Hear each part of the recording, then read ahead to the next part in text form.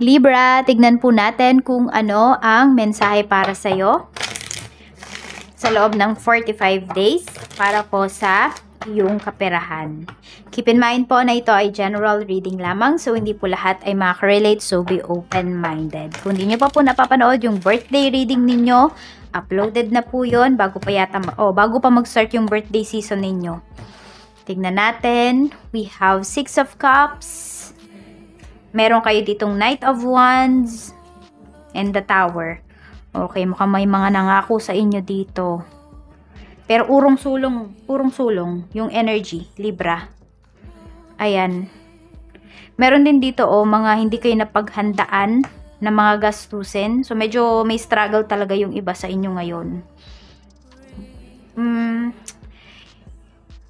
May recovery naman, kaya lang mabagal. Yun yung nakikita ko pagdating sa finances mo. So, nakaka-recover pero mabagal.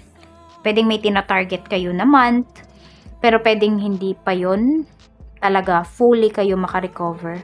So, tignan natin ano ba yung mga hadlang, balakid sa pag-unlad mo na pwedeng nanggagaling sa'yo. Na-frustrate ka. So, may mga bagay po dito na hinihintuan mo, tinitigilan mo kasi feeling mo walang nangyayari. Yung parang sinusukuan mo na ba? Ayoko na, suko na ako. Hindi ko na ito pagpapatuloy, wala namang nangyayari. Sinasabi sa'yo dito ni universe na wag kang sumuko.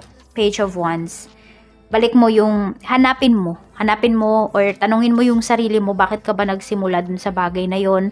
Ano ba yung nakita mo dun sa bagay na yon at bakit sinusukuan mo na siya? So, reassess mo yung mga decisions mo pagdating dito sa iyong finances, pagdating sa iyong ginagawa ngayon. Tignan natin yung mga blockages naman na galing sa ibang tao. The Fool. So, meron dito parang lagi kang niloloko. Yes nga. Merong naloloko sa'yo dito. Affected ka. Pwedeng ito ay pagdating sa karelasyon mo, Libra. Or pwedeng tuwing nagkakaroon ka ng relationship, bumabagal yung flow ng money mo. Yun yung nangyayari sa'yo.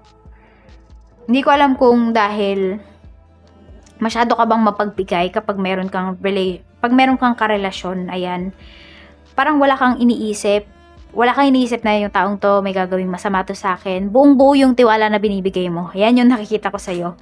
Okay, buo yung tiwala na binibigay mo sa ibang tao. Pero minsan yung sarili mo, di mo yan mapagkatiwalaan ng buong buo. So, di ba? I mean, nagda-doubt ka ba sa mga kakayahan mo? So, yun yung iwasan mo.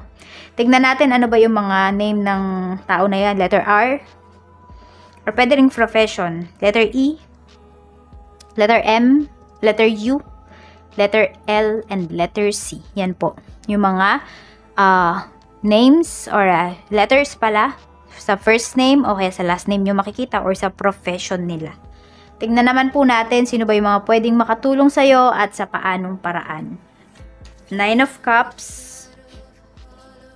6 of Wands. We have Queen of Pentacles, so isang babae po ito. Mukhang matagal kayong hindi nagkita, pero yung communication ninyo, dire-diretso. Pwede rin, karelasyon nyo yan. We have Great Fortune. Mukhang matutulungan talaga kayo sa pera. So, baka naghahanap kayo ng mauutangan, Libra ngayon. So, yung taong to, ayan po. Mukhang makakausap po ninyo at mahihiraman ninyo. Mukhang hindi naman po kayo tatanggihan. Oo, mukhang hindi kayo tatanggihan ng taong yan. Tapos meron din nakikita dito is community kasi ibig sabihin yung mga taong nakapaligid po sa inyo or yung sabi natin sa barangay, sa municipal hall, tama ba? Sa municipal office, dyan po pwedeng makahingi din kayo ng tulong. Oo. So more on yung problems ng iba sa inyo, sa health kasi to. Yung the tower natin at saka 7 of Pentacles, more on health kasi yan. So, more on pwedeng sa puso. Yan. Baka yan yung pinaproblema ng iba sa inyo. So, relax. Huwag masyadong magpaka-stress. We have Great Fortune. May mga tulong po na paparating sa'yo ngayong month na ito. Or ngayong, 45 days. 1.5 months. So, tignan natin. Okay. Ano ba yung mga letters ng pangalan? We have, ayan. Pwede na letter U. Parang may mu, tas may tu. Tapos, we have letter O. We have letter I, S, L, and G. Yan po. yung mga pangalan na pwedeng makatulong sa'yo. Or yung mga letters, pwedeng sa first name, pwedeng sa last name. Tignan po natin yung blessings na pwede mong ma-receive, Libra. Happy birthday, Libra. So, still birthday mo pa rin. Hindi ko lang alam kung kailan nyo ito mapapanood.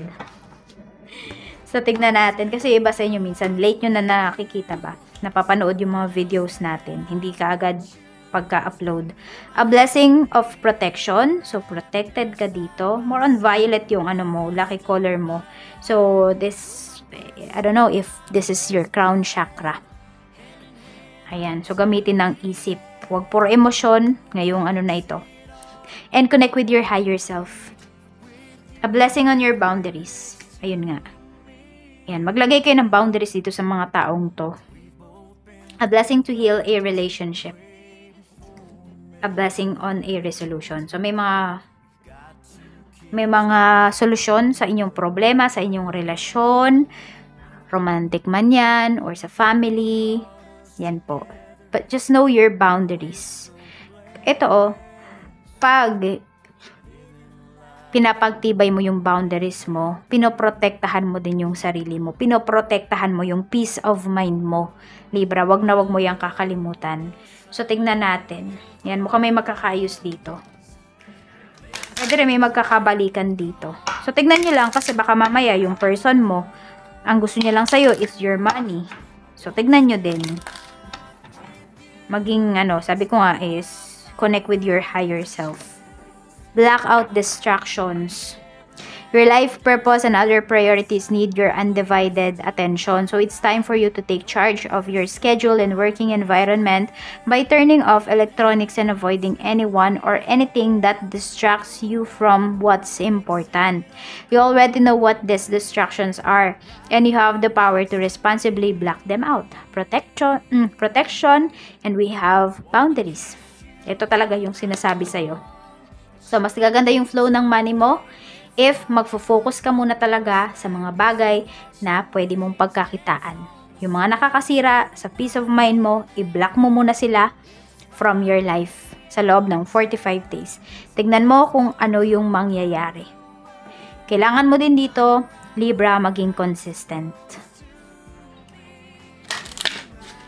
Tignan po natin. Kailangan nyo magpaka-busy. Ayan, i-maximize ninyo yung time ninyo. Woman holding a heart. So, kung mahal ka ng taong to, maiintindihan niya talaga yung mga decisions mo. Ayan, no? Balance lang. Balance yung puso at saka isip. Yan yung sinasabi sa ni universe. Yes, kung gusto mo na maayos yung mga problems mo in terms of finances, sabi ko nga, balance eh. Huwag puro puso, huwag din naman puro isip. So, ito po yung mga lucky numbers mo. We have number 26, 39, meron tayong 23, 33, 4, 42, 44, 27, and 28. So, 444, yan po ay yung repeating numbers ninyo. So, pwedeng makakita kayo niyan sa loob ng 45 days. So, that is about po sa inyong, ito kasi diba yung foundation ninyo. Hindi siya, shaky siya.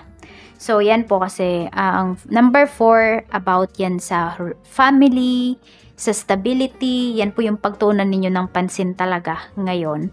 So, yan lang. Libra, maraming salamat. Mag-iingat ka and more blessings to come.